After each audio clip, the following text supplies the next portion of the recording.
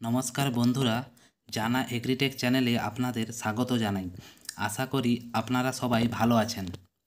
আজকে আমি আপনাদের সামনে একটি খুব গুরুত্বপূর্ণ টপিক নিয়ে আলোচনা করব, তাই আপনারা ভিডিওটি স্কিপ না করে সম্পূর্ণ দেখুন।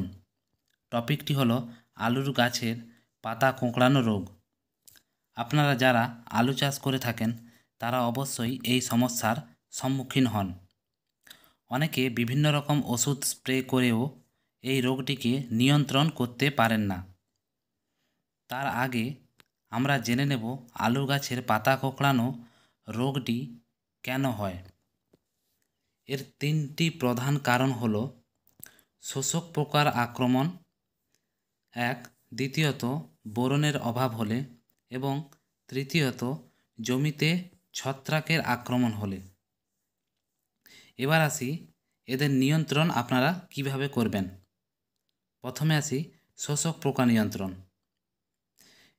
এর জন্যে থায়োমিথক্সাম গোত্রের সিনজেন্টা কোম্পানির একতারা এটি দেবেন 5 গ্রাম প্রতি 15 লিটার জলে স্প্রে করতে হবে, অথবা ইমিডাক্লোপ্রিড গোত্রের বায়ার কোম্পানির অ্যাডমায়ার এর ডোজ দেবেন 2 গ্রাম প্রতি 15 লিটার জল, অথবা বায়ার কোম্পানির কনফিডর এটি ডোজ হবে 5 ml প্রতি 15 লিটার জল, অথবা অ্যাসিটামিপ্রিড গ্রুপের টাটা কোম্পানির মানিক এটির ডোজ দেবেন 10 গ্রাম প্রতি 15 লিটার জল, অথবা ইউপিএল কোম্পানির ল্যান্সার গোল্ড এটির ডোজ দেবেন 2 গ্রাম প্রতি লিটার জলে গুলে স্প্রে করবেন। আমি যে ওষুধগুলি বললাম এগুলো ঘুরিয়ে ফিরিয়ে ব্যবহার করবেন। যেমন আজকে যদি আপনি থায়োমিথক্সাম গোত্রের একতারা ওষুধটি স্প্রে করেন, তাহলে 1 সপ্তাহ পরে আপনি ইমিডাক্লোপ্রিড গ্রুপের অ্যাডমায়ার এই ওষুধটি স্প্রে করতে পারেন।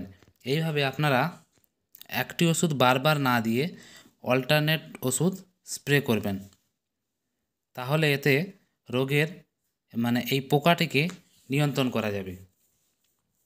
এবার আসি, যদি আপনার বোরনের অভাব হয় সেক্ষেত্রে কি করবেন না, 25 গ্রাম প্রতি 15 লিটার জলে স্প্রে করবেন। এটি আন্দাজে নেবেন না, সঠিক পরিমাণে এই বোরনের ব্যবহার করবেন। খুব কম বা খুব বেশি পরিমাণ এটি নেবেন না। এই কীটনাশকগুলির সাথে আপনি বোরন মিশিয়ে স্প্রে করতে পারেন, সেক্ষেত্রে কোনো সমস্যা হবে না। আশা করি বন্ধুরা ভিডিওটি বুঝতে পারলেন। যদি ভিডিওটি ভালো লেগে থাকে প্লিজ সাবস্ক্রাইব করে দেবেন, এবং আরও যদি আপনারা এই ধরনের ভিডিও পেতে চান আমাকে কমেন্টে জানাবেন। ধন্যবাদ বন্ধুরা।